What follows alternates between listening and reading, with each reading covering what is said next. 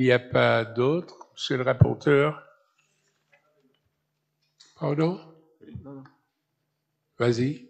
Non, là, j'ai donné l'avis général de la commission, mais effectivement, la commission, on a une discussion très importante qui va dans le sens de ce qui a été dit. Nous avons une discussion assez longue et approfondie, même s'il est sorti qu'il y avait cet avis un peu favorable, mais en même temps réservé. La commission a bien noté la recherche de cohérence qui est poursuivie à travers ce projet, eu égard notamment à notre démarche au cœur du bien UNESCO. Cependant, en dépit de la richesse des échanges et d'éclairages apportés, la Commission formule ses inquiétudes. Il y a eu des inquiétudes sur les impacts pour les activités agricoles et économiques.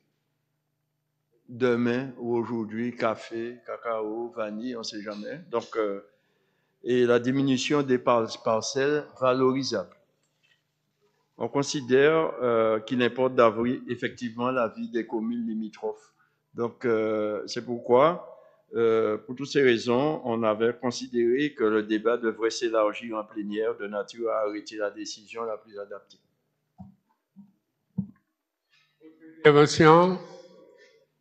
S'il n'y en a pas, on considère que les interventions de l'Assemblée ont été vos deux interventions. Rapporteur?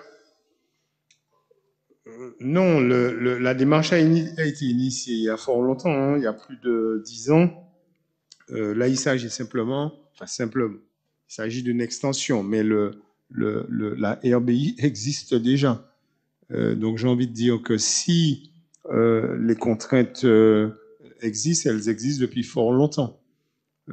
C'est pas nouveau. Donc, il me semble, au risque de me tromper, que les communes concernées ont déjà les attendus d'un tel label et l'extension, en tous les cas, de mon point de vue, ne devrait pas poser de difficultés. Après, ça ne nous épargne pas une discussion ou un débat avec les communes concernées, mais je veux que vous reteniez que cette réserve biologique intégrale existe déjà depuis fort longtemps.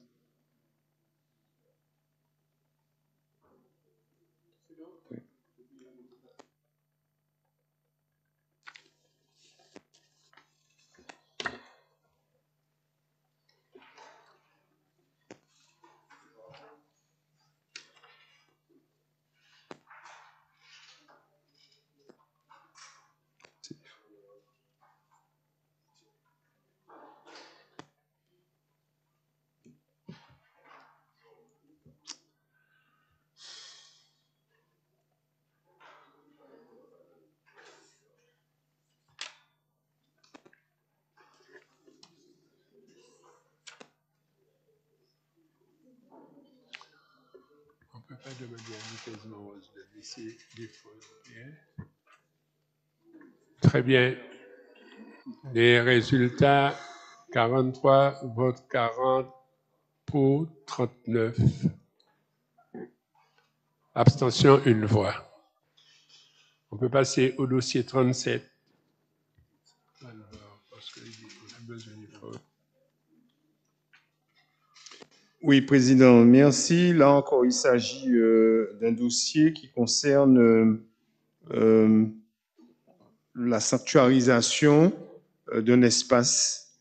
Là, on est dans le domaine de l'eau potable, puisque ça concerne l'institution de périmètre de protection de captage de la rivière Capot. Donc, c'est pour nos besoins en eau potable.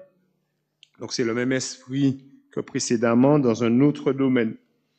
Alors, je l'ai dit, l'UPEP de Capot, donc, qui nous fournit l'eau, en tous les cas pour une grande partie de notre population, elle bénéficie depuis 2007, donc il y a près de 20 ans, d'un arrêté préfectoral qui porte autorisation de prélèvement d'eau dans la rivière Capot. Alors, il y a eu toutes sortes d'enquêtes, enquêtes publiques, enquêtes parcellaires, pour poursuivre la mise en conformité réglementaire. Alors, l'objectif de la demande d'aujourd'hui, c'est d'obtenir une déclaration d'utilité publique, des périmètres de protection de captage qui inclut un périmètre de protection immédiate et puis un périmètre de protection rapproché, avec en complément la réalisation d'une enquête parcellaire conjointement à l'enquête d'utilité publique. Alors, les périmètres de protection comprennent un certain nombre d'éléments. Les ouvrages de prélèvement, évidemment, avec les prises d'eau, des sableurs, locales techniques. L'usine elle-même, l'usine de Vivet, hein, ça c'est pour le périmètre de protection immédiate. Et puis les réservoirs et le suppresseur qui sont attenants à cette usine.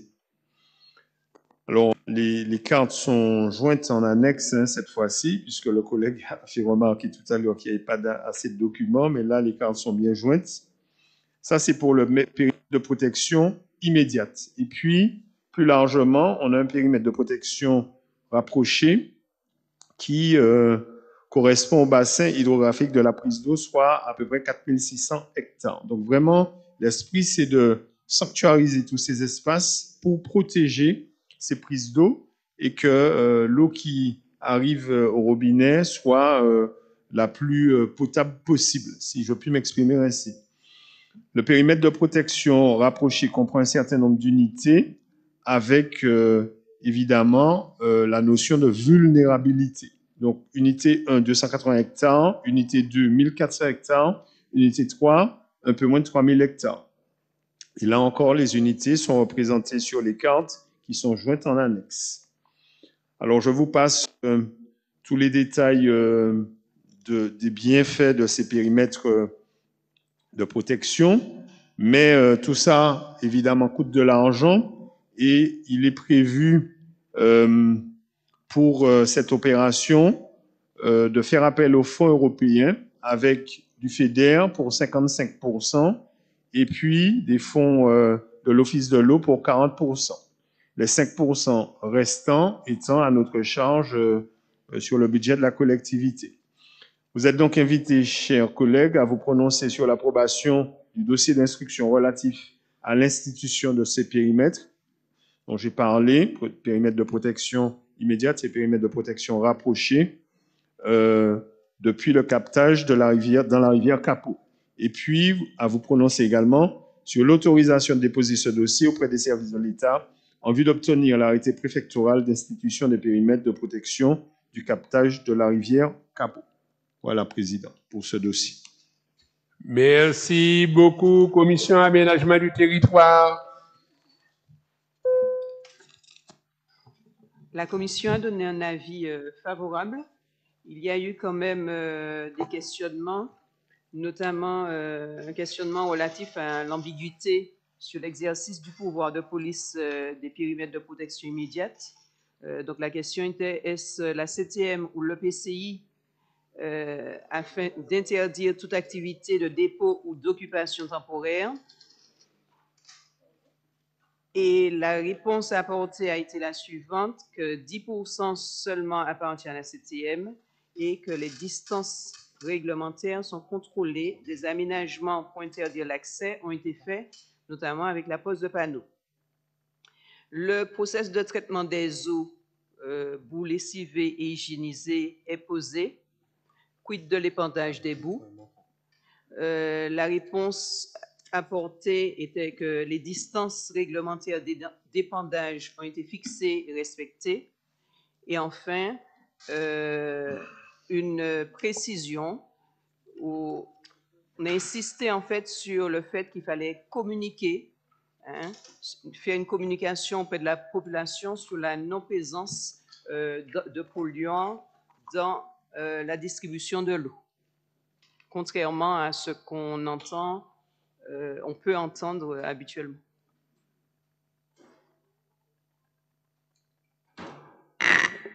Merci beaucoup, collègues. La parole est à l'Assemblée. Collègue Marie-Sainte. Non, c'est pour attirer l'attention du rapporteur. Peut-être ça lui a échappé, il y a une erreur à la page 4 sur le montant total des travaux. Il est indiqué 106 000 € TTC. Bon, j'ai refait les calculs à partir justement des pièces annexes. En réalité, c'est 1 262 290 €. Donc, je pense qu'il y a eu un mauvais copier-coller quelque part. Hein. Parce qu'on vous dit, il dit que le coût total, c'est 106 000 et la ligne d'après, on décompose, on dit détaillé comme suit.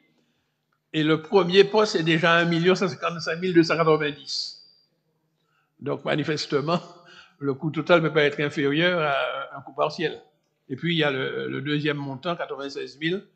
Donc, je pense qu'il faut qu'on corrige cela, puisque quand vous allez faire la demande de financement, j'espère que c'est sous le coût total. Je ne sais pas s'il a vu l'endroit où je parle là.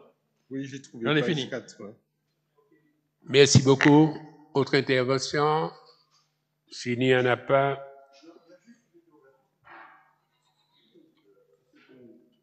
Miko. Ça, c'est pour. Il y a juste une interrogation. Je voulais quand même que la collectivité nous éclaire un peu ou nous clarifie ce qui se passe autour de la zone de Moncapo. On nous dit que l'usine est sous le territoire du Lorrain et le Moncapo est privé d'eau. Est-ce qu'on peut nous clarifier un peu, nous donner des éléments d'explication sur les difficultés d'alimentation du secteur, même si ça ne concerne pas forcément ce dossier-là, de ceci-là. Ça maintenant ou un autre jour? Non, ce n'est pas une question piège. Ce n'est pas une question piège, parce que je me fais l'écho de nos concitoyens. Non, c'est pas piège. On peut en faire un sujet d'actualité pour la prochaine fois. Oui, si tu veux. On va en parler la prochaine fois. Vous pouvez comprendre qu'il y a un sujet qui concerne un territoire dont le représentant principal n'est pas présent. Mais je te comprends. Mais comme on me pose aussi des questions, donc j'ai besoin d'avoir des éléments de réponse par rapport à cette problématique, qui fait l'objet souvent de mouvements sur ce territoire. Mais je te remercie. Non, c'est pas que je ne comprenne pas. C'est simplement, je suis contraint par une plénière qui devait se faire sur 2 jours, qui se fait en 1 jour, et il faut voir le maximum de dossiers. C'est pourquoi, depuis ce matin, je demandais de réduire. Mais c'est pas... OK? Tu as constaté que je ne parle pas beaucoup. Mais non, tu es bien. Tu es bien. On va, si vous voulez, on peut passer au vote. Rapporteur, on passe au vote. Oui, Monsieur oui, Président. Oui. C'est bon? Le rapporteur n'a pas répondu, hein, savoir si c'est erroné ou pas. Oui, on va corriger, pas de problème. C'est pas... On vote pour le montant rectifié. Absolument.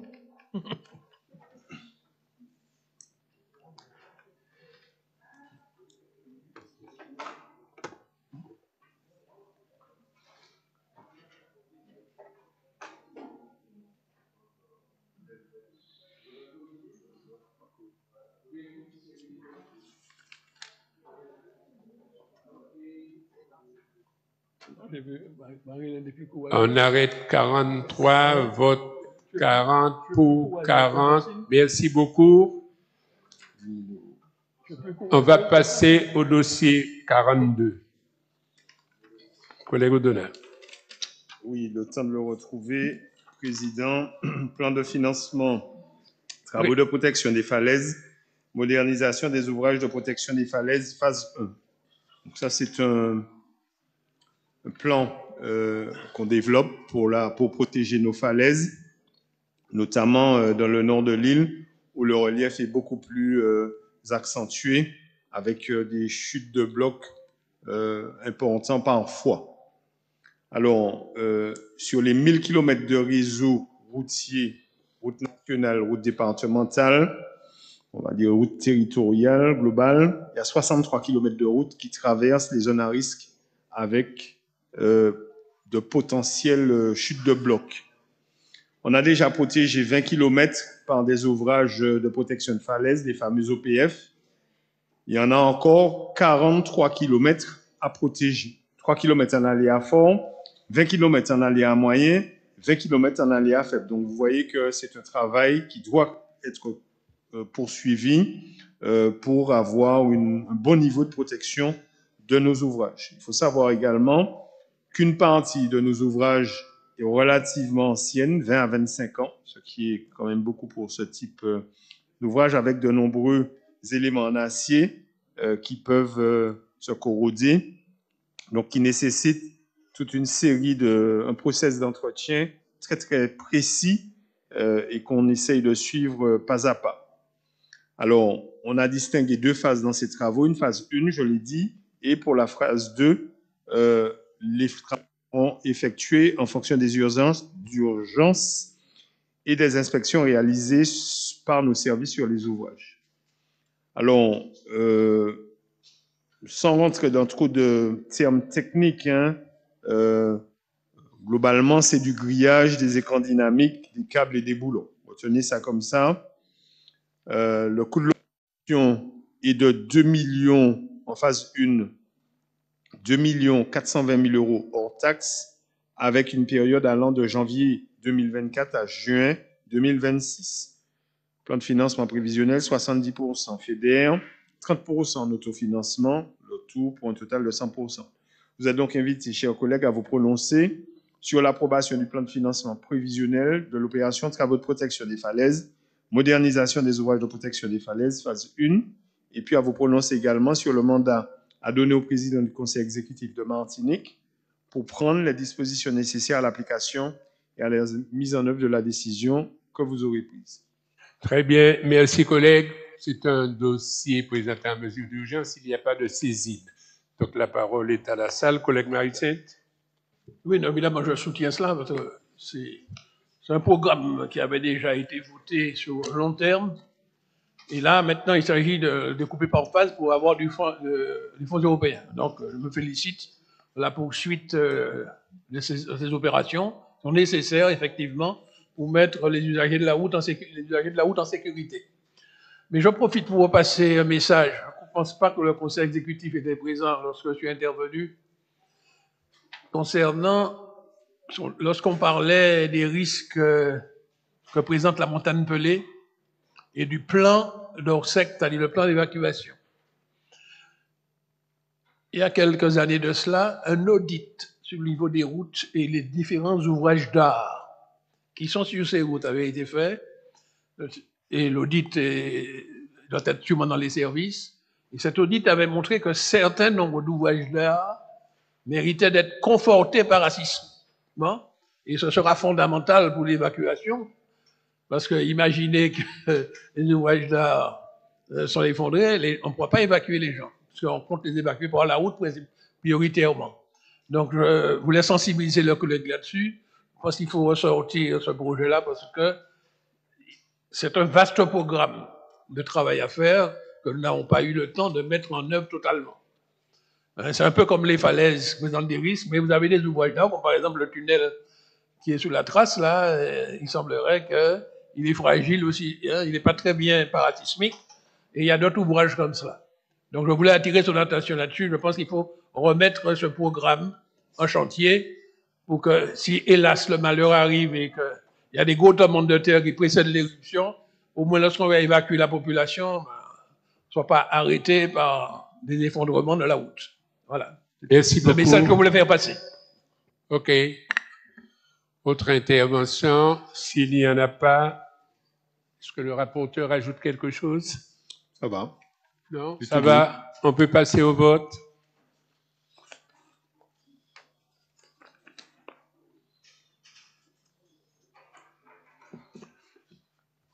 Ouais, vas-y.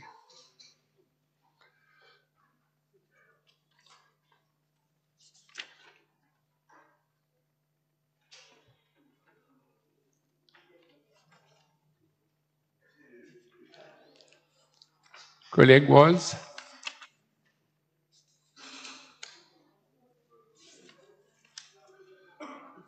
Monsieur le collègue, s'il y a un problème technique, on ajoute son vote. C'est bon? C'est bon. On a arrêté le vote. C'est bon. Résultat. Vote 39, pour 39. Voilà. Le collègue n'était pas là ou pas? Mastardi. Alors, on va passer quel dossier? Au dossier 43. Oui, là, il s'agit également de plan de financement. Ça concerne une affaire assez ancienne, qui est le collège Ida-Pierre. Ce dossier était déjà passé en juillet, le 24 juillet 2025, à l'Assemblée de Martinique. Donc, on revient pour la modification du plan de financement parce que chaque bailleur de fonds a redéfini l'assiette éligible. L'État et l'Union européenne.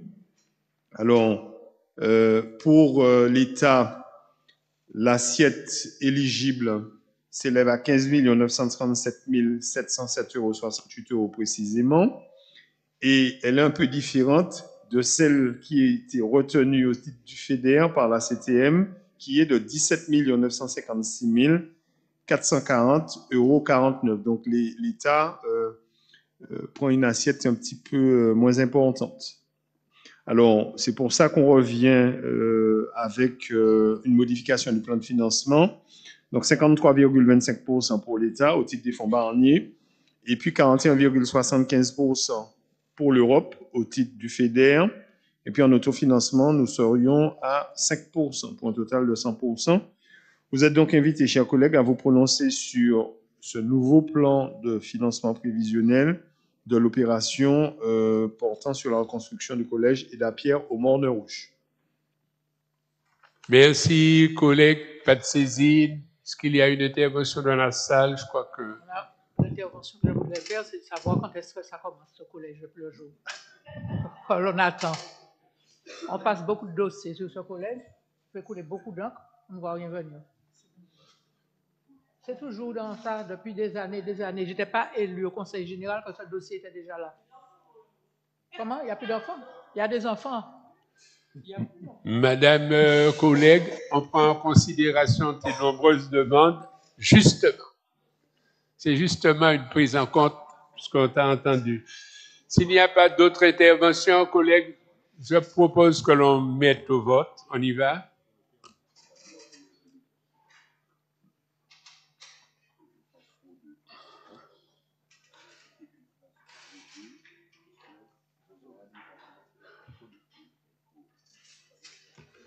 Bénédicte?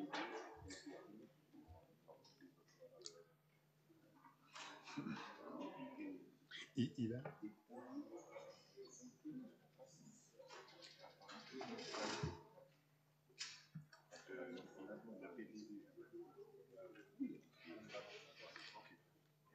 Sandra?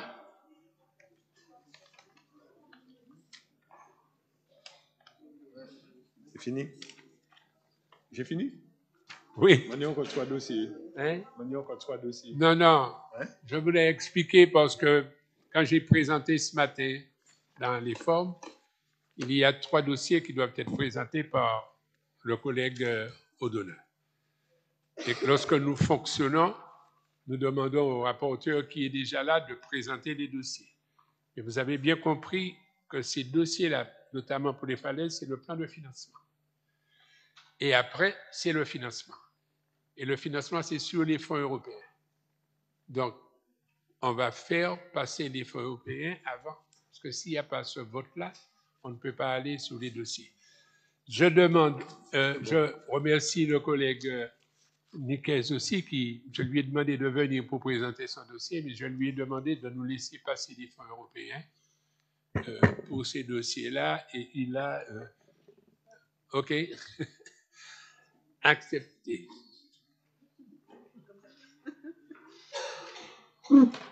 Bonsoir tout le monde.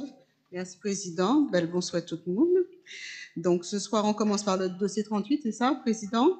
Oui. Il s'agit donc d'un dossier fait en part pour le transfert de savoir de la gestion des géniteurs d'Ombrine et mise en place du centre technique aquacole halieutique dans sa version hors les murs au sein de l'Ifremer.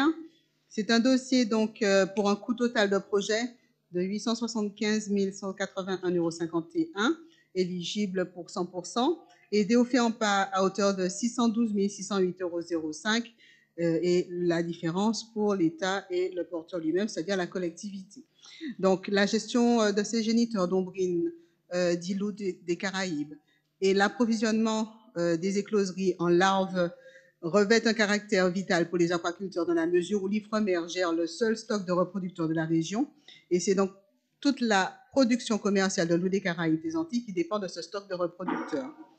Aussi, donc, la création d'un centre technique aquacole et halieutique a été validée par l'Assemblée de Martinique pour accompagner la relance, la structuration et le développement des filières aquacoles et halieutiques. Celui-ci donc permettra, à travers la mise à disposition de moyens humains, techniques et d'infrastructures, de structurer ces filières et soutenir les entreprises de ces secteurs, notamment par la reprise de la gestion du stock de reproducteurs d'ombrines et le suivi et l'encadrement technico-économique. Voilà dans les grandes lignes ce dossier que vous avez déjà vu par ailleurs.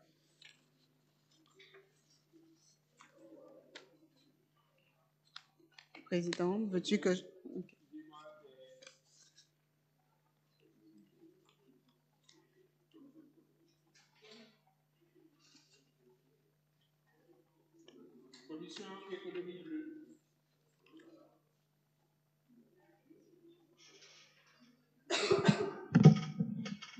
Président, c'est un avis favorable.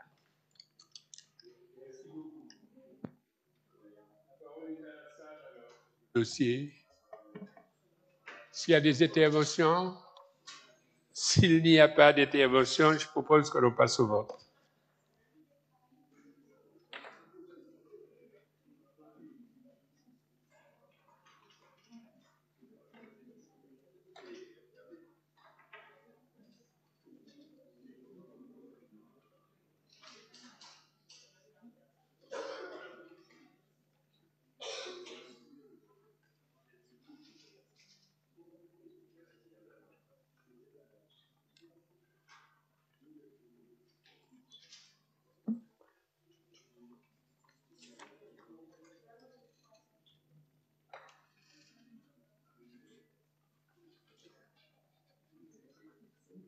Merci, collègues. Résultat, 40 votes, 40 pour. Merci. On passe au dossier 39. C'est un dossier donc pour le CT-Biome phase 1, c'est la réhabilitation de pasteurs et les premiers équipements de recherche. C'est un dossier pour un coût total de projet de 6 400 000 euros 100% éligibles et DOFEADER à hauteur de 4 930 560 euros, l'État pour 1 million et la différence donc pour la collectivité. Nous en avons beaucoup parlé à l'instant et en fait juste vous redire qu'il s'agit pour nous d'avoir un écosystème autour de la recherche, une complémentarité entre les différents outils pour ce faire.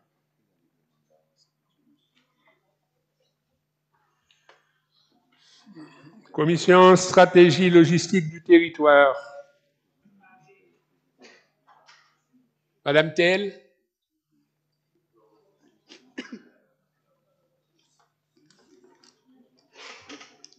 Président, c'est un avis favorable.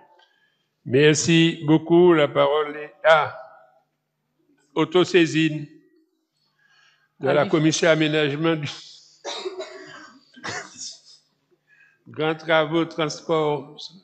On y va. Avis favorable. Merci. Merci beaucoup. La parole est à la salle. Monsieur Marissel. Non, je ne vais pas intervenir. J'ai déjà fait passer le message. J'espère que ce partenariat ou cette complémentarité va être organisé. Hein, parce que j'ai l'impression qu'il y a des partenaires qui ne savent pas encore qu'ils sont partenaires. En tout cas, nous allons être très véatifs, comme on dit actuellement, sur cette question-là. On est fini. Et nous sommes pour. Hein. D'ailleurs, une bonne partie des investissements a déjà eu lieu parce que l'achat du matériel est déjà passé en commission d'appel d'offres à plusieurs reprises. Mercredi dernier encore, on l'achetait.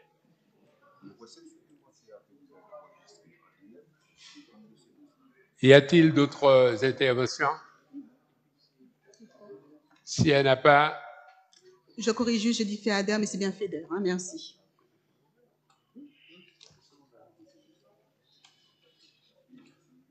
Ça va? Oui, toi? oui, tout à fait. Monsieur Briand.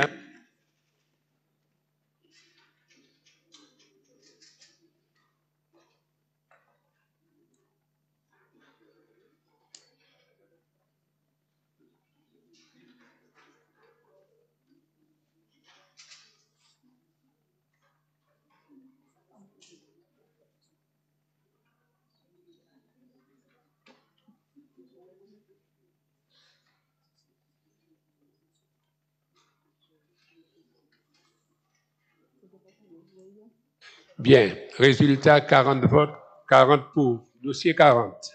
Dossier 40, il s'agit de la présentation du compte-rendu de l'exercice de la délégation donnée au Conseil exécutif de Martinique en matière d'attribution de subventions de fonds européens pour la période allant du 1er juillet au 30 septembre. C'est l'engagement que nous avions pris lorsque nous avions rehaussé les seuils. Donc, vous avez joint au document, au rapport, les éléments concernant les trois fonds, FEADER, FEAMPA, FEDER, FSE. Concernant le FEADER, ce sont 29 nouvelles opérations pour un montant total éligible de 4 858 253,61 €, aidé au FEADER à hauteur de 3 494 104,02 € et un montant cofinancé par la collectivité à hauteur de 499 794,30 €. Pour le FEAMPA, ce sont 15 nouvelles opérations, un montant total éligible de 1 463 013,46 €.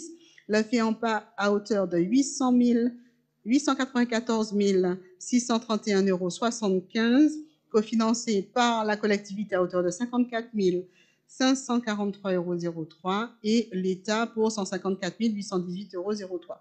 Pour le FEDER, 9 opérations, un total éligible de 10 012 101 €, 111 000, oh là là, 10 012 111,88 € pour un montant au FEADER de 4 104 845,60 €, la collectivité à hauteur de 96 437,04 € et l'État pour 721 381,22 €.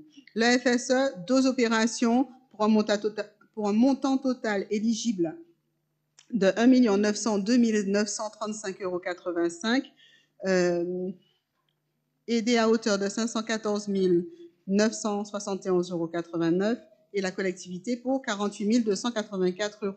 Concernant donc les demandes qui ont reçu un avis défavorable, vous avez une fiche synthétique de l'opération résumant les motifs pour lesquels il n'y a malheureusement pas eu d'accord et, comme à notre habitude, un tableau complet qui a d'ailleurs été enrichi d'une zone permettant la meilleure compréhension des dossiers. Merci. Merci beaucoup. Commission, gouvernance, affaires financières, juridiques. La commission a pris acte que le compte-rendu lui a été fait, Président. Très bien. Intervention, Monsieur Marie-Sainte, Madame Cocon après. Juste pour dire que si vous avez vu les rejets, celui qui concerne la pêche, pour le caractère implacable des directives européennes, puisque le motif du rejet, cette personne sollicitait un montant de 26 762 €. Ça paraît peut-être peu, mais pour un marin pêcheur, c'est beaucoup. Et le motif pour le respect, c'est le non-respect de l'obligation de relâcher des prises, langoustes et requins nourrices au regard de l'article 11 du règlement européen. L'institution ne le fait pas. Et ce qu'on lui reproche, c'est que le filet avait des mailles fines, trop fines, puisque depuis 2019, on a réglementé la dimension des mailles. Règle européenne. Et ça, je ne sais pas si tous nos marins pêcheurs sont au courant. C'est pourquoi je disais, il y a lieu d'informer et les directives européennes sont implacables. On prend, et si on ne rejette pas, il y a un contrôle de la direction de la mer, vous perdez vos fonds européens. Pour des choses qui se sont passées en 2019, on leur supprime des fonds européens de 2025. Je voulais simplement remarquer le caractère implacable des directives européennes. Voilà, j'en ai fini. Très bien, merci. Autre intervention, Madame Cocon. Oui, une première sur la forme. On l'avait déjà signalé lors de la dernière plénière. Moi, j'aime bien les dossiers papier. Alors, on va peut-être me dire qu'on peut faire le loop sur les ordinateurs, mais on ne peut pas remettre à des élus un truc comme ça. Même avec mes lunettes, je n'arrive pas à lire. Il faut faire un effort quand même. Je ne sais pas si c'est dans la disposition du document, mais voilà ce que j'ai, moi. C'est illisible. C'est illisible. Vous-même, vous ne devez pas arriver à lire ça. Donc, je demande une énième fois qu'on fasse un effort sur la présentation, soit qu'on les mette sur des pages à 3, mais on ne peut pas remettre ça. Moi, je vais voter à l'aveugle.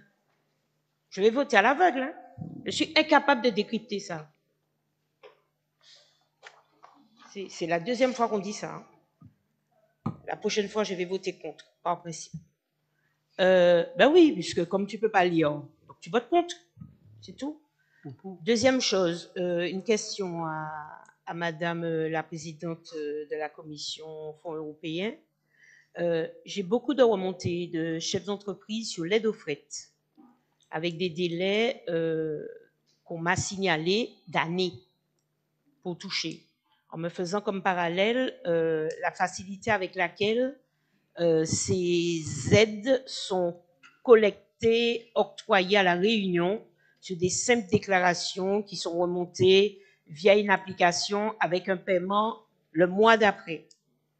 Ici, ça prend des années, avec des répercussions, me dit-on, on est en plein débat sur la vie chère, avec des répercussions impossibles aux consommateurs, puisque comme l'aide, on ne sait pas quand est-ce qu'on l'aura, il est impossible d'impacter les prix à la vente. Donc, j'aimerais avoir une explication sur ça. Est-ce qu'on peut faire mieux? Est-ce que c'est une fatalité, le délai, ou est-ce qu'il y a des progrès qu'on peut trouver pour ces chefs d'entreprise?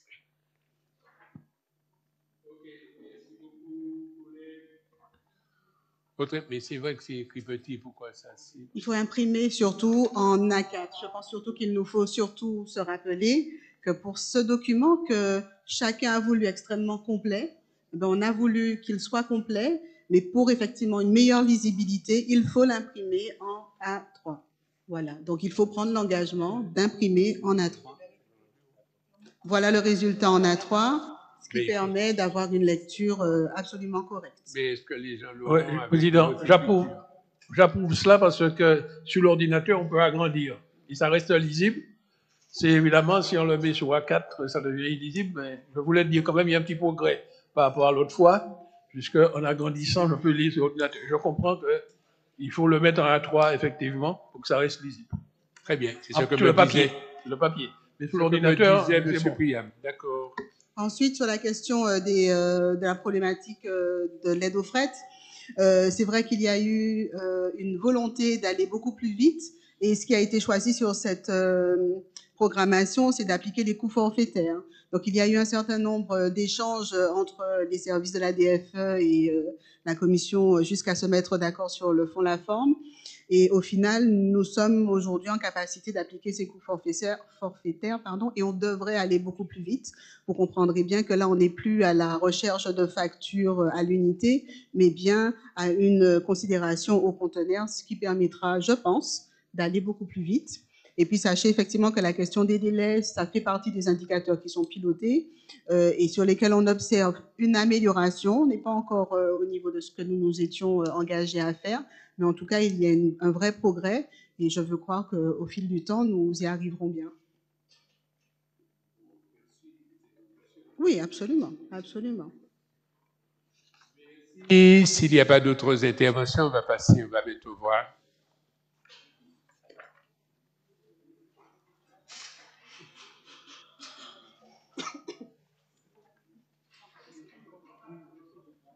C'est don't act. Le vote, c'est don't act.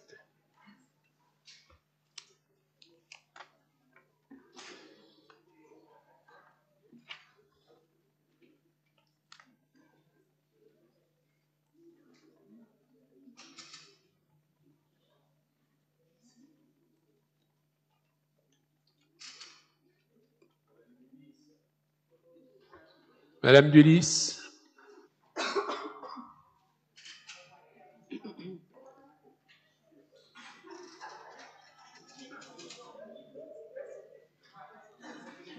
Merci.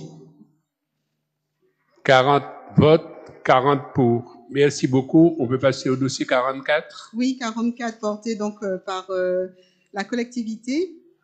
Il s'agit donc de travaux d'aménagement intérieur du Conservatoire de musique et des arts et donc du financement de la phase 1. C'est un coût total de projet de 4 966 077,25 €, 100% éligible, aidé au FEADER à hauteur de 3 476 254,28 € et la différence donc pour le porteur. Bon, c'est un dossier que vous connaissez, qui a une très grande ambition, en tout cas, d'être un outil structurant pour le territoire. Une première phase donc, qui est déjà en cours. Et je veux juste noter l'aide particulière qui a été faite en termes de financement européen, puisque ce dossier est accompagné à hauteur donc, de 70%, je ne me trompe pas. Merci beaucoup. Il n'y a pas de saisine, intervention. Il n'y en a pas. Bien, madame. Pas d'observation. Pas d'observation, on peut passer au vote. Madame.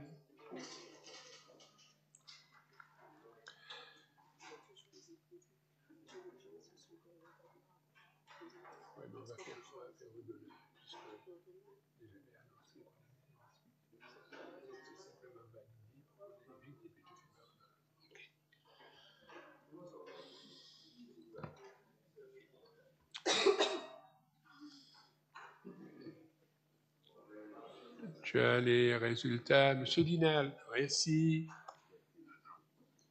Résultat, 40 votes, 40 pour. On peut passer au dossier 45. Oui, porté par la collectivité territoriale de Martinique. Il s'agit donc de financement des travaux de protection des falaises pour la modernisation des ouvrages de protection des falaises. Donc, c'est la phase 1. Nous sommes sur un coût total éligible de 2 420 000 euros, aidé à l'Europe à hauteur de 1 694 euros. Et la différence, donc, pour la collectivité, bon, inutile de dire de quoi il s'agit. Il s'agit donc de renforcement des falaises, c'est de la sécurisation, tout simplement. Des protections qui sont donc réalisées selon les sites avec du grillage, des écrans dynamiques, des câbles et des boulons pour le maintien du bloc et ou le pétardage des blocs menaçants. Bref, pour donc sécuriser nos routes. Merci. Pas de saisine. Est-ce qu'il y a des interventions? Pas dans la salle. Madame. Pas d'observation. Ça va bien. Je propose que l'on passe au vote. Monsieur Priam.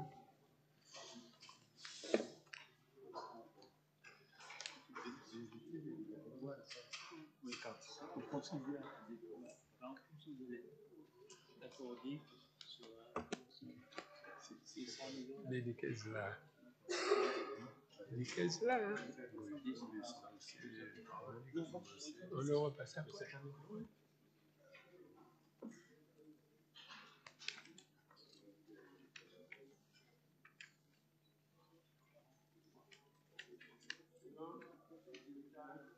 « 40 votes, 40 pour. » Merci beaucoup.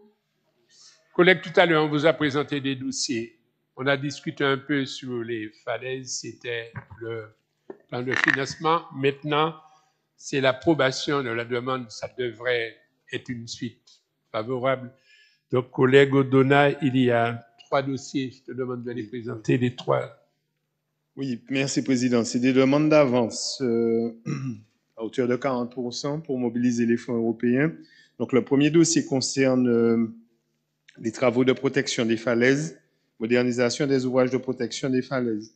Donc, ce qu'on demande, le montant total de l'opération est de 2 420 000 euros hors taxes, et on demande 40% de l'aide au FEDER dès le départ, sachant que le FEDER représente dans l'opération 70% du financement, et nous, on vient en autofinancement à 30%. Donc, il vous est demandé, chers collègues, de vous prononcer sur l'approbation de la demande d'avance à hauteur de 40% pour ce dossier, et puis de vous prononcer également sur l'autorisation de nos présidents du conseil exécutif de signer l'attestation engageant à rembourser toute ou partie de cette avance. Dossier 47, c'est le même principe, mais ça concerne l'opération d'aménagement intérieur du conservatoire de musique. Là aussi, on demande 40% de l'aide FEDER, sachant que là aussi, le FEDER représente 70% du montant de l'opération, qui est estimé à 4 966 077,55 euros hors taxe. 30% d'autofinancement pour nous. Donc là également, il vous est demandé de vous prononcer sur cette approbation sur la demande d'avance à hauteur de 40%, et sur l'autorisation donnée au président du conseil exécutif à signer l'attestation engageant à rembourser toute ou partie de cette avance. Et puis un troisième dossier qui concerne le CT-Biome, réhabilitation Pasteur et premiers équipements de recherche. Là également, assiette éligible de l'opération 6,4 millions. On demande alors le montant de l'aide européenne, cette fois-ci, est de 77%. Et il vous est demandé d'autoriser le président du conseil exécutif de solliciter cette avance pour un montant de 1 972 224 €. Merci beaucoup, collègues. Il n'y a pas de saisine, mais on a discuté. Je ne sais pas s'il y a une demande d'intervention sur le dossier, mais je l'ai fait voter dossier par dossier. Monsieur Priam, sur le dossier 46.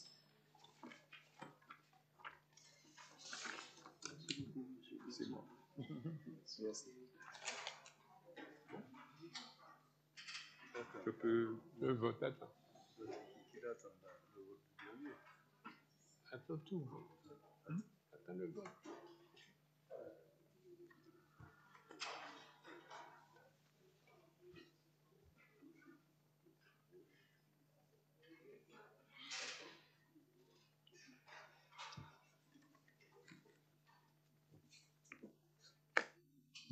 Résultat, 40 votes et 40 pour. On peut passer au dossier 47, vote.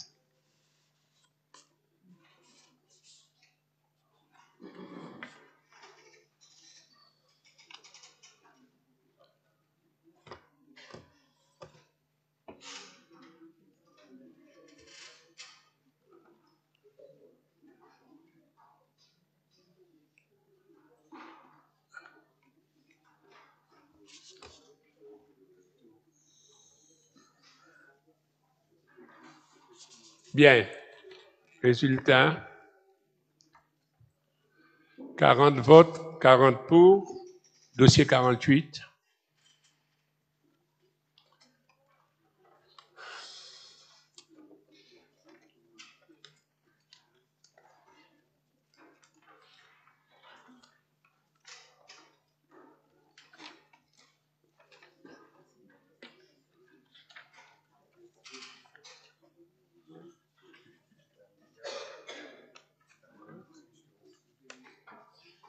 C'est bon?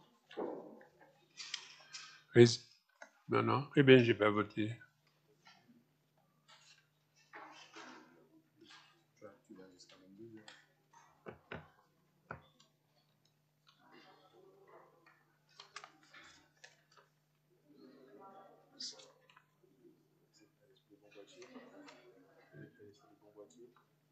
Oui, Sandra?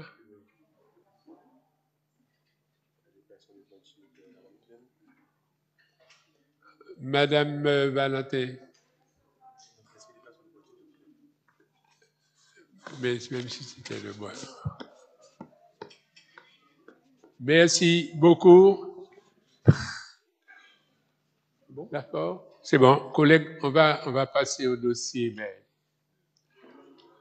Dossier de Madame Bardol, qui devrait être présenté par Madame Bardol, mais que l'exécutif propose que tu votes. Collègue Niquez, merci beaucoup. Il accepte. Il se pourrait qu'on ait une plénière le 13. Il se pourrait, je ne veux pas m'annoncer. Et je te promets que tu seras le premier à présenter ton dossier. Sinon, je ne préside pas. Non. Est-ce que je peux faire une observation? Oui. Il est pratiquement 22 heures. La collègue doit présenter un certain nombre de dossiers techniques. Je pense que la correction voudrait qu'on arrête la séance et qu'on reporte le débat. Il y a des dossiers qui sont très techniques. Je pense qu'on ne va pas survoler ça. Et non. La correction voudrait qu'on reporte ça. Écoutez, très bien, j'entends. Je voulais proposer d'arrêter à 10h ou à 10h30, mais j'entends. Je vous demande simplement d'accepter qu'on propose le dossier 50. Et on va reporter les autres dossiers. Merci. Je peux, Président? Oui, vas-y. OK. Donc, dossier 50 qui porte modification à la délibération numéro 25-250-2 portant passation d'une convention pour l'emploi, le CIE 2025-2025 entre la collectivité territoriale de Martinique et l'État dans le cadre de l'axe 2 du Pacte des solidarités. Ainsi, lors de la séance du 25 septembre 2025, l'Assemblée a délibéré sur la passation d'un avenant numéro 1 au contrat local de solidarité et d'une convention d'insertion 2025-2027 conclue entre l'État et la collectivité territoriale dans le cadre du Pacte des solidarités. Le présent rapport vise à corriger une erreur matérielle affectant certaines données financières de la Convention et par conséquent à ajuster le projet de délibération y afférent. Ces corrections interviennent à la suite d'échanges menés avec la France qui ont permis dans la prise. Coupe parole de temps en temps. Oui, j'imagine.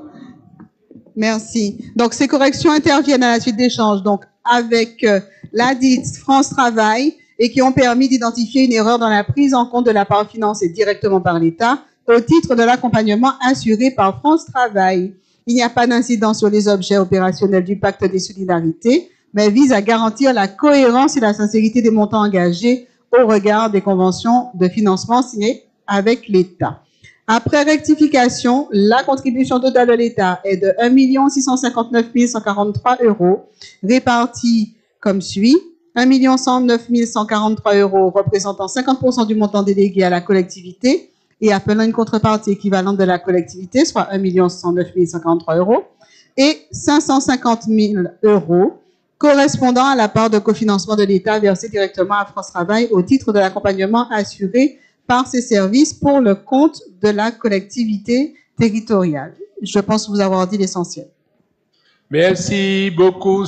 C'est une mesure d'urgence, pas de saisine de commission. S'il n'y a pas d'intervention, je demande à M. Puyam de passer au vote. Et ensuite, je vais vous proposer, juste avant d'arrêter, comme prévoit la loi, que l'on vote la motion parce que c'est en fin de séance. Président, avec ton autorisation, je pense franchement qu'on aurait dû passer les dossiers des SAD. Les dossiers des SAD. Parce qu'il s'agit de lancer un appel à projet pour s'occuper des personnes, des seniors, etc. C'est un dossier qui est déjà largement en retard parce que ça fait un moment que ça a été lancé par la CNSA. Si on reporte encore 2 mois, moi je pense qu'il faut lancer les SAD. Ça relève pour moi de l'urgence. Ça dit le 13. Le 21? Écoutez, collègues, vous comprenez comment, il y a un collègue qui m'a demandé d'arrêter, j'ai proposé le dossier 50. Il y a une collègue qui me demande, est-ce qu'on peut, c'est quel numéro de dossier? 21 et 22, je suppose. Ça va, ce sont des collègues. C'est juste un appel à candidature. On y va. Si ça peut aller, entendons-nous comme ça. Ça va pas aller vite. Hein? Ça va pas aller vite? Non. Alors, on est pas là, tout le monde voulait intervenir. Ça va pas aller vite. Mais vous reportez pour qu'on soit plus à l'aise. Monsieur tout le monde, faites comme vous voulez. Vous avez des s'il n'y a pas de remarques majeures sur l'appel à projet, on peut. Donc on y va. Présente pouvoir. Simplement la motion. Hein? Numéro 21, Président. Oui. Alors, lancement d'un appel à candidature pour la mise en œuvre de la dotation, dotation complémentaire. Attendez. Pardon. Mais oui, je comprends, mais je suis mêlé, vraiment. Pardon. Je suis mêlé parce que je prête l'oreille.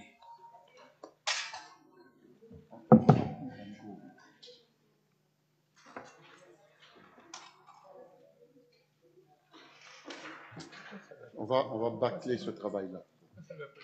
Parce que c'est un sujet, on est d'accord. Non, il s'agit de mettre une disposition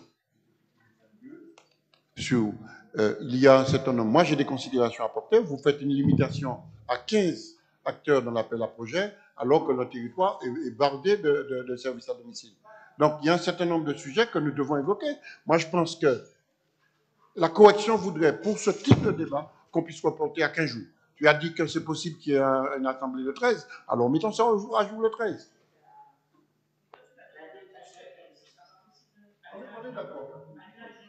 On est d'accord. Léa. Il faut qu'il y ait un vrai débat sur ça. Il faut qu'il y ait une présentation réelle et technique sur ce dossier-là. On ne peut pas la survoler. C'est un appel à projet qui était prévu pour le mois de novembre, donc du coup, en retardant la présentation, on retarde également le lancement de l'appel à projet. Mais on va voir. Jeudi, après, vous êtes souverain. Ça va pas faire.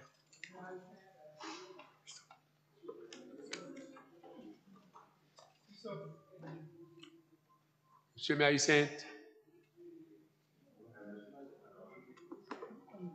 OK, merci beaucoup.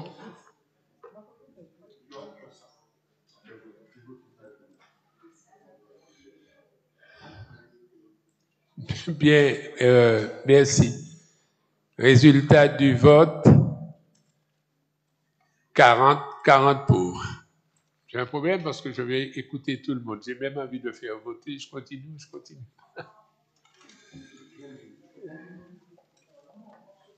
Mais ça semble des dossiers importants. Est-ce que ce sont des dossiers importants?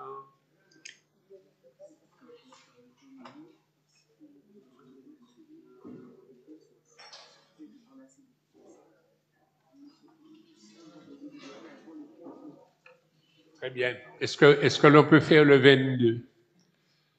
Ce financement ne sera valable que si nous votons avant une date, 15 novembre. C'est un soutien justement à la mobilité. On y va sur le 22 au moins. Faisons ça. Mais là, on perdrait des crédits. Donc, est-ce que l'on prend quel choix on fait? On y va. Donc, dossier numéro 22, je vous passe le contexte. Il s'agit donc d'une enveloppe. Donc, l'objectif, renforcer la qualité de l'accompagnement à domicile des personnes âgées ou en situation de handicap, améliorer les conditions d'exercice des professionnels du secteur, en particulier sur les volets de mobilité et de coopération au sein des équipes. C'est dans ce cadre que la CTM s'est vue attribuer une dotation donc de 1 528 672 € destinée à la mise en œuvre d'actions éligibles intégralement financées.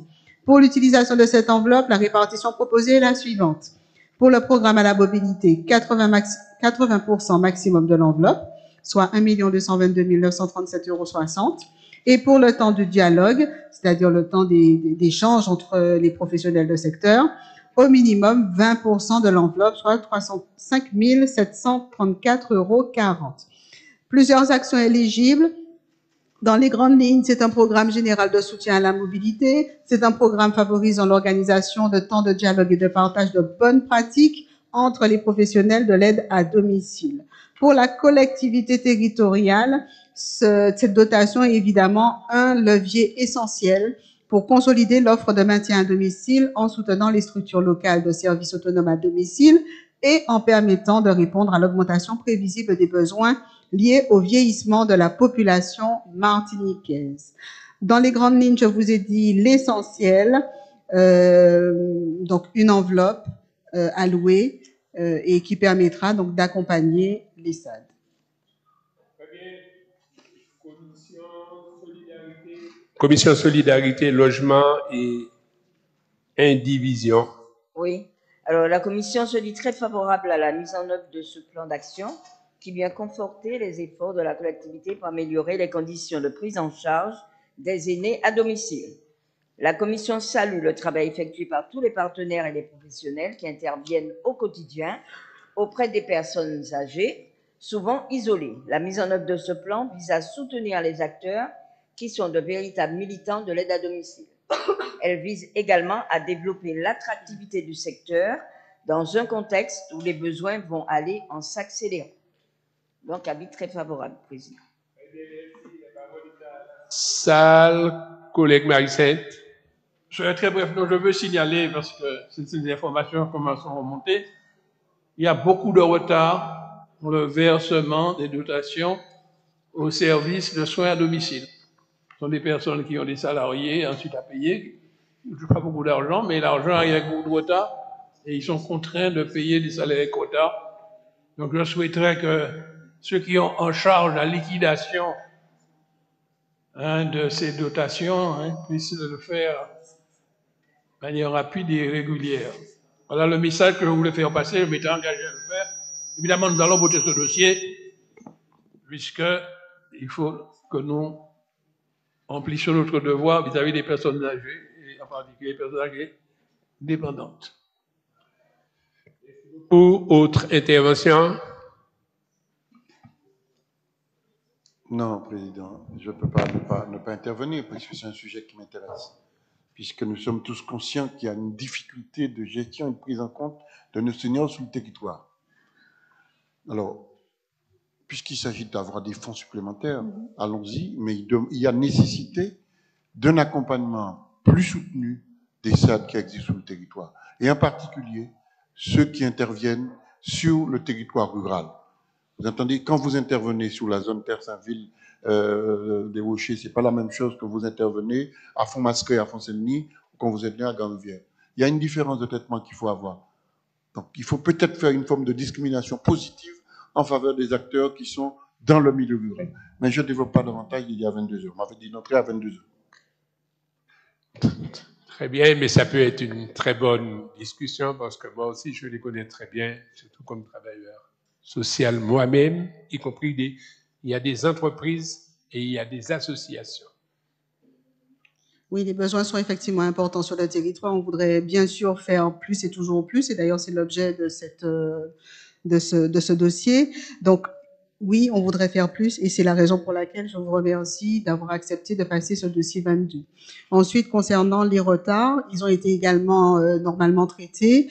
Nous avions effectivement du retard sur les mois d'août et de septembre. Cela concernait environ 17 SAD, et à ce jour, normalement, le retard a été résorbé. Madame, est-ce qu'il faut ajouter que le retard est dû aussi à un contrôle de la mairie? Absolument. Un retard effectivement indépendant Donc, de la c'est volonté de la réglé. collectivité. Très juste. Mais c'est... Non, mais c'est... Mais là, c'est ça, c'est C'est ça. pas Non, moi, non, c'est pas moi, réglé. c'est l'autre. C'est ça? C'est toujours, c'est pas moi, c'est l'autre. Non, non, mais c'est pas une question de moi. Au contraire, c'est une félicitation à la mairie, c'est un contrôle. On a trouvé des chèques, il y a même des gens... On va faire le débat. On a trouvé des chèques césures, on peut les acheter KIP ou bien acheter l'auto. Donc on peut faire un débat. Mais je dis, il y a une évolution de la situation. Peut-être que c'est un débat à faire. Mais qu'il y ait un contrôle, c'est nécessaire. On demande de contrôler l'ONF, de contrôler tout le monde. Et aujourd'hui, on remettrait en cause un contrôle. Donc, Mais encore, c'est les retards. mais le retard est dû à un contrôle. Tiens, on va revenir, collègue, si tu veux. Non. Je veux juste ajouter que le contrôle contribue à la qualité. Oui. Et à ce sujet, c'est pour cette raison que je voulais parler de le dossier.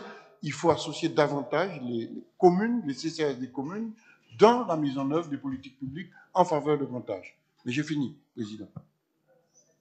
Très bien, d'accord. S'il n'y a pas d'autres interventions, je propose de mettre aux voix.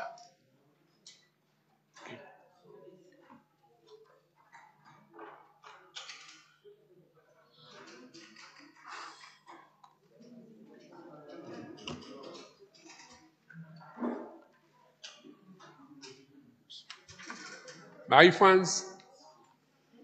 Ah, Sandra.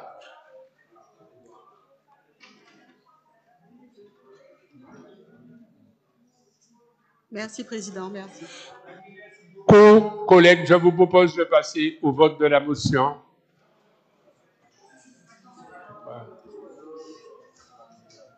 Sandra, tu n'as pas pu, on compte. Eh bien, laissez-moi donner les résultats. Mais tu voterais pour? On compte ta voix. On va compter. Ah, c'est passé. Merci. Après la pause, on n'a pas voté ça, on n'a pas voté ça. Résultat, 40 votes pour, 40 votes pour. Merci. Merci beaucoup. On va voter la motion, mais Mme Cocon a toujours dit qu'elle ne vote pas de motion, donc elle renouvelle. OK, qui présente la motion? On y va. Très bien, Président. Donc, je la lis. Alors, considérant la richesse intrinsèque de la langue créole, dont le nombre de locuteurs en France et dans le monde témoigne de la vivacité. Considérant l'histoire tumultueuse de cette langue créole qui n'a dû sa survie qu'à l'effort et au militantisme d'écrivains, d'enseignants, de chercheurs, d'associations. Considérant que la création du CAPES créole en 2001, pas 2000, portée notamment par le linguiste Jean Bernabé et le GIREC, et l'ouverture de l'agrégation de créole en 2017 avait marqué une avancée majeure dans la reconnaissance de cette langue dans le paysage universitaire français. Considérant que la collectivité de Martinique s'est engagée dans une démarche de reconnaissance, de valorisation et de promotion du créole, notamment par la reconnaissance du créole comme langue officielle aux côtés du français, la création du GIPCA et langue créole, les dispositifs de soutien à l'enseignement du créole, etc., considérant que la présence de la langue créole à tous les concours de l'enseignement, au regard de l'histoire qu'elle porte et de la reconnaissance qu'elle mérite, n'a pas à être dépendante d'une logique comptable, considérant que la Martinique, via ses élus, a récemment exprimé sa volonté d'une co-construction institutionnelle renforcée et que la défense du créole s'inscrit dans cette affirmation politique, considérant que le retrait récent, qu'il soit volontaire par omission ou faute d'anticipation du créole du concours de l'agrégation des langues de France, suscite un vif émoi et est perçu comme un recul ou un acte d'inconscience, voire de mépris à l'égard de la pluralité linguistique de la France, considérant que cette décision inégalitaire et arbitraire va à l'encontre des principes de reconnaissance des langues dites régionales et des politiques de maintien et de transmission linguistique, la collectivité de Martinique réaffirme solennellement par la présente motion son engagement vers une politique linguistique forte, maintenir et développer l'enseignement du créole aux différents niveaux, école, collège, lycée, université, promouvoir les usages publics, administratifs, médiatiques, culturels, et inscrire cette politique dans le cadre d'une plus grande autonomie de décision pour la Martinique, en cohérence avec le récent vote du Congrès des élus en faveur d'une autonomie élargie. Exige la réintégration immédiate du créole au concours de l'agrégation des langues de France en tant que section distincte ou intégrée dans le cadre des langues de France avec les mêmes droits, moyens et égalité d'accès que les autres langues régionales. Demande, connaissant la sensibilité du sujet, que les décisions importantes concernant la langue créole soient prises en concertation avec les acteurs de la langue créole et ne relèvent pas que d'une logique et d'une méthode administrative et ou comptable. Que l'État engage les moyens nécessaires pour assurer un nombre suffisant d'agrégés en créole, leur insertion dans les établissements et le soutien de la recherche universitaire dans les domaines du créole, linguistique, littérature, didactique, etc. Par cette motion, l'Assemblée réaffirme sa détermination à ce que le créole ne soit pas relégué, mais dignement reconnu et enseigné à tous les niveaux de l'institution scolaire et universitaire. Elle rappelle que la reconnaissance d'une langue régionale n'est pas un privilège, mais relève d'un droit imprescriptible de portée universelle, conforme à l'esprit de la Convention européenne des droits de l'homme. Merci beaucoup. Est-ce qu'il y a des collègues qui veulent intervenir? Madame Léotin, après Madame Mané. Oui, je fais une remarque simplement qui va peut-être étonner, mais j'y crois pas effectivement à cette motion, mais je vais la voter. J'y crois pas. Parce que le gouvernement a donné des explications, les raisons pour lesquelles le gouvernement a supprimé la session 2026, mais uniquement pour le moment, la session 2026 de l'agrégation de langue créole. Et les explications données tiennent par le gouvernement, le ministère de l'Éducation, les explications tiennent la route. On ne peut pas ouvrir un concours si on n'a pas des postes à pourvoir. Or, qu'est-ce qui se passe dans le domaine de la langue créole? Quand on regarde les chiffres aujourd'hui en Martinique, c'est une minorité d'enfants du primaire, du collège et du lycée qui choisissent l'option créole. Donc, finalement, s'il n'y a pas beaucoup d'élèves qui choisissent cette option, donc il n'y a pas beaucoup de postes à pouvoir, donc on ne peut pas ouvrir un concours, on sait qu'on ne pourra pas placer les lauréats du concours, parce qu'il n'y a pas de poste, simplement. Alors, nous avons voté une résolution lors du Congrès où nous disons que le créole, qui est notre langue maternelle, langue maman nous, ne doit pas être une option dans les écoles, lycées, etc. Le créole doit être un enseignement obligatoire pour tous les enfants de Martinique, qui sont scolarisés ici en Martinique. Nous avons voté cette résolution. Et c'est à ce moment-là qu'effectivement, si c'est une langue obligatoire, ben, il y aura des postes à pouvoir et le gouvernement ne va pas fermer la session de l'agrégation de langue créole. Parce que il a quand même laissé le concours, le CAPES existe toujours, la session CAPES existe. Mais avec les postes qu'il a ouverts pour le CAPES, bon, il va fournir tous les postes. Donc, si nous voulons augmenter le nombre de lauréats enfin les concours, il faut effectivement que le créole ne soit pas une option, mais devienne un enseignement obligatoire. Et nous n'aurons plus ce genre de motion finalement à faire, parce que le gouvernement, bon, il n'est pas plus bête que notre. Il a laissé le CAPES, les professeurs certifiés sont moins bien payés que les professeurs agrégés. Donc, il va supprimer l'agrégation parce qu'il veut faire lui aussi des économies, mais la raison fondamentale est le fait que nous n'avons pas assez d'enfants pour le moment qui choisissent la langue créole. Il faut rendre cette langue obligatoire et c'est ce que nous avons demandé lors du congrès. Merci. Autre intervention? Collègue Mané. Non, c'est juste une observation, Président. On l'a déjà dit à chaque plénière quand il y a effectivement des motions, qu'on ne peut pas comprendre qu'une motion qui a été annoncée ce matin à 9h30 et qu'on nous la présente, qu'on la distribue à 21h45, sinon à 22h. C'est simplement l'observation que je voulais faire. Très bien. Autre intervention? L'exposé, Président, je demande la parole, Président. Mais vas-y. L'exposé, Léotin, très pertinent, il est très juste. Nous les, effectivement, par les créoles, nous les mettons CAPES, mais nous ne pouvons pas faire nous par les créoles. Et nous ne pouvons pas même inscrire à l'option. Alors, donc, il y aura revenir là-bas, nous. C'est nous qui sommes responsables, difficulté nous. Même si il faut que nous défendions, monsieur, il faut que nous soutenions là. Mais il faut aussi confier le dossier là à ces gens qui, au niveau national, là, peuvent défendre avant nous, puisqu'il y a un débat à l'Assemblée nationale. Donc, c'est là, sénateur, député, il faut prendre le dossier là pour le défendre. Pour le défendre. On peut penser ça. On peut penser aussi que nous pouvons travailler nous-mêmes pour que la population qui les bat que la vallée parle créole. Par les créoles. Quand on fait chaud, inscrit koyo par les créoles. Plus petit moment il inscrit koyo, puis il pas rendre compte que ça nécessaire que il pas créole. Merci.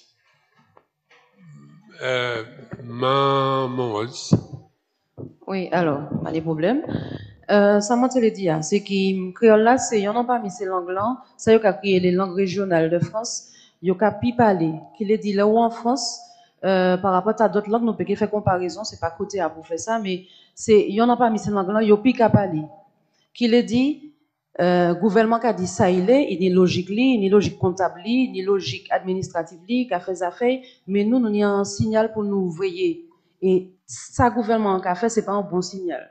Qui le dit, il a fait affaires, il a dit affaires. Et nous, faudrait nous faire motion là. C'est pas nous seulement, c'est Gandhi qui a fait ça, qui le dit, nous qu'a fait ici, c'est les étudiants qui a mobilisé koyo, c'est créolistes là qui a mobilisé koyo, c'est députés, c'est sénateurs exactement pour faire taille tout, mais faudrait nous faire. Ça m'en l'a dit, oui, il y a un problème de fond, c'est que créole là, c'est pas en langue qui est obligatoire. C'est ça qui a créé en langue vivante régionale, mais il pas ni même portalance dans le gouvernement, c'est comme ça nous peut interpréter, qui d'autres langues qui ou obligé faire. Là où l'école ou obligé faire anglais et puis obligé faire espagnol ou pas obligé faire créole. Et c'est ça qui a expliqué bagaille là. Donc il y a un problème de fond. Mais là nous dit ça, faudrait nous faire un bagaille. Il faudrait pas nous rester en un constat. Qui le dit, on doit aller petit à petit. Qui le dit oui, ça qu'a fait un moment c'est créoliste là qui a demandé créole la vini obligatoire. Nous qui ouais problème là. Mais là jodi yo tiré agrégation, yo les tiré, ça le dit qui ça qui Martinique nous pas ni droit ni en diplôme. Ça y a créé de prestige. Nous pas ni droit, que là pas ni droit ça. Ça l'est dit dans le second degré parce qu'agrégation c'est plutôt monde qui travaille dans le second degré, puis que ni monde qui apprendre créole ba, monde qui l'université, monde qui collège, monde qui lycée. C'est ça l'est dit tout. Qui soit nom chamaï là. Qui donc ba moins, faudrait nous voter motion ta là Et c'est nous toutes qui fait, si il pas passé, il y a des gens qui a pensé motion, ça pas vaut la peine faire yo. Mais oui, il faudrait nous faire yo, ça a servi moun pour yo ça aller dire c'est Elia derrière yo qui soutient yo et puis yo qui fait ça yo les ça yo peut mais nous fait ça nous. Et donc vraiment il faudrait nous voter motion tal. Non non. Je crois que moun pas ni moun qui compte. Je crois que ça deux ou trois moun dit ça pacifie quoi. Faut nous dire ça nous dit à de congrès, ça nous dit à l'école là, ça nous dit à le pouvoir partagé. Mais là, je pense que nous pouvons voter motion, c'est déjà un pas pour dire nous compte que nous tirons l'agrégation. Et puis, ça ne veut pas dire que nous finissons de ça, nous finissons quoi. Je d'accord et puis bonol, je d'accord et puis de voter, mais je des autres. Au moins voter motion, ça ne peut pas gêner nous voter en motion, même si des camarades qui pensé que ce n'est pas ça qui plus important. Mais là, on dit pour talent, mais comme nous plus qu'a dit, c'est pas ça qui est plus important. Est-ce que nous arrivons, c'est fait pour d'autres faits, pour eux savent que déjà, nous pas envie, déjà pour eux, nous pas envie de retirer ça. Alors, je demande des autres, si pas ni opposition, à nous voter ça, quoi. OK? C'est bien.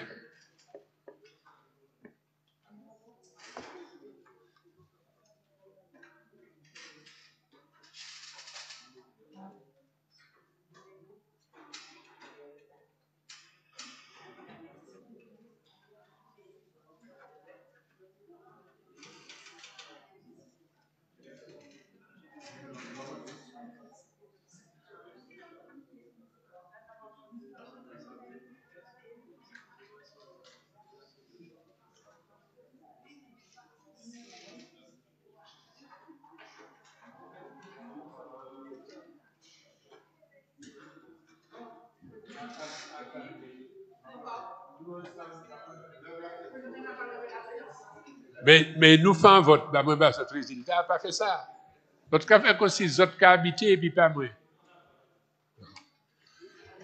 Donc, résultat, ni 35 personnes qui votaient, ni 32 pour, et ni un qui ne prend pas au vote, qui ne pas voté, et puis ni deux qui pas là.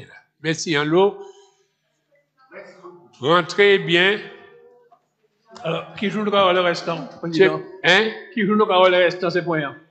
Ça veut dire que prochaine séance, je n'ai pas envie de fixer pour dire que ça va en date et puis je ne pas dit, mais. En novembre.